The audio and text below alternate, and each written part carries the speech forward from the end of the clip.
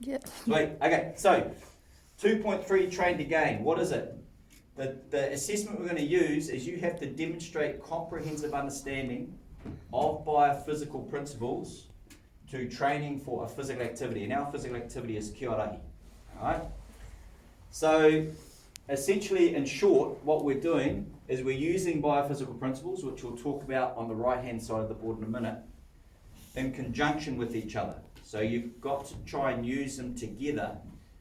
And I've put in brackets this word interrelationship, which is really important, and I'll show you what that means a bit later on, to improve the components of fitness you need for kia rahi. So that's why you need to understand the components of fitness first. Alright? As I said, this activity was just getting you to think about it. Up on Google Classroom, you've got the PowerPoints there for you if you want to go back for definitions. So we've talked about the main fitness components of kia rahi. Can we, should a show of hands, give me the sort of the main 4 or 5 that you thought were important for kia rahi? Speed. Reese. Stamina. Or what's endurance, cool. Galilei, what are you going to say? Speed, cool. So there's 2. Power. Hands up, yep. Balance. Yep. We'll throw that in there, definitely, because you're trying to keep your upright position. Georgia? Power, cool. Muscular power, the ability to exert strength quickly. And there's one more, starts with A, that's probably quite important. Agility, cool, thank you. Alright, so those are our 5. What we've got to do is test those first, which we're going to start to do in future lessons, see where we're at, and then we're going to devise a training program for 2 to 3 weeks that you will then do. And then retest, and we'll see if there's been any change. That's that simple, alright? And if those changes have helped you in kia rahi. So always relating it back to kia rahi and how you played in kia rahi. Okay? He pato, any questions? No. Oh, okay, cool. So this board here is where we start to define what a biophysical principle is. And you'll hear it in more than one unit this year. But for this unit, biophysical principles for this unit, to start with, so there's more than these, but this is the sort of the main bread and butter, is our methods of training. So this is how we train. So can someone have a go, tell me what continuous training might be as a method? Sorry, Carly? Interval training? Oh, so interval's one. Yep. Like a different one. So do you have an idea what interval training might be? Or you want to have a guess? You just continuously. So we'll go back to continuous. Oh, I don't know. Okay, all good, all good. Had a go, that's fine, nothing wrong with that. What might continuous training be? Continuous. Doing something. Every day. Sorry? Working out every day. Yeah, it could be working every day, Non-stop. non-stop during one session, Yeah. right? So roughly how long would you be training for before, non-stop, before it becomes continuous training? 5 minutes, 10 minutes, 15, 20, 25? Oh, I remember they said have time. Just take a guess. You like 20 minutes. Okay, so 20 minutes plus of continually moving at a certain intensity, that is continuous training. Alright?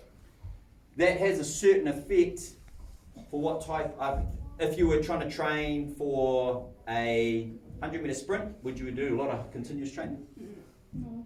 No. Why? What reason would that be? Short, sharp, we're trying to improve speed. Continuous training, you're training at a slower pace for longer, so it wouldn't make sense, would it? No, cool. Okay, so interval training. What might interval training be then? Someone give me an idea.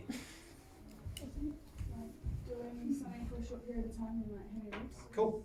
Simple as that. So work period, rest period, work period, rest period for a period of time, and you can manipulate how much you rest and how long you are exercising to meet the need of the sport. What kind of rest? Like actually stopping? Okay, good question. So yes, interval training is a rest where you stop and you get to rest fully. Fartlek training is a combination of continuous and interval. So it's a Swedish word which means speed play. So what you might do, let's say if we go out to the track, we might do 12 laps of the track, the 400 meter track, where we do as fast as we can for one 400 metre, and then slow jog for the next one. And then we do that on off until we actually get to 12. That there is interval because you're working hard for a period of time, but it's also continuous because you are moving the whole time. Okay? If it was interval, we'd do a 400 metre lap, and then like Carly has said, we'd stop, have a rest, complete rest, and then we go again. Alright? So, I'm not going to go through all of those, but that there is one form of biophysical principle. The second one is these things here. Can we remember from last year FIT principle, frequency, intensity, time and type of training? Is it new? Yeah. Okay, cool. So a principle of training is if I'm going to be doing interval training and when I'm doing my sprint, say, I'm going to be working, say, at 100%. That's my intensity. I'm working 100% intensity to try and get an improvement in my speed or whatever it may be. Okay? I might be doing continuous training for 20 minutes plus. I'm making sure that I'm using time or manipulating time to get what I need. If I'm wanting to train for a marathon, I might do the more type of continuous training because interval training doing short, sharp sprints might not suit the need of the marathon. So you can see how these things are starting to what we call interrelate or combine or conjunction with each other to create an effect. Alright, I won't go for too much longer because you've heard my voice too much. We are manipulating these things or combining these things to get something called overload. What might overload be? If you overload yourself with weight, what's happening? Yeah, it's too heavy. Yeah, you're going past what you can do. Right? So if I wanted to get fitter, do I just train to try and push past my level of exhaustion? Or do I train underneath that level of exhaustion? Trying to get Underneath. Yeah, so think about it, I'll put it into real world context. Think about any sport you've ever played and the coach says we're doing fitness today. What do you feel like at the end?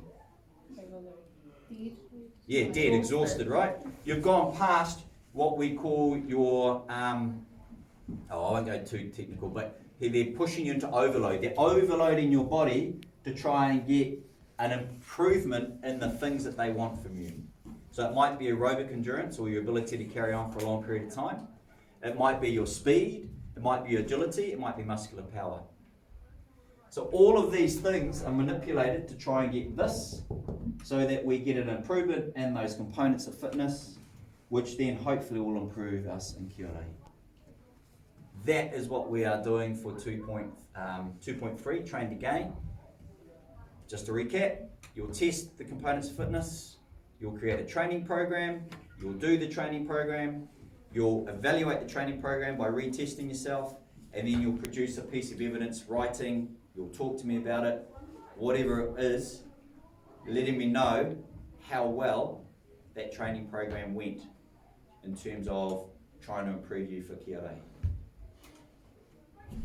Okay, Pata, any questions? Okay, cool. Thank you.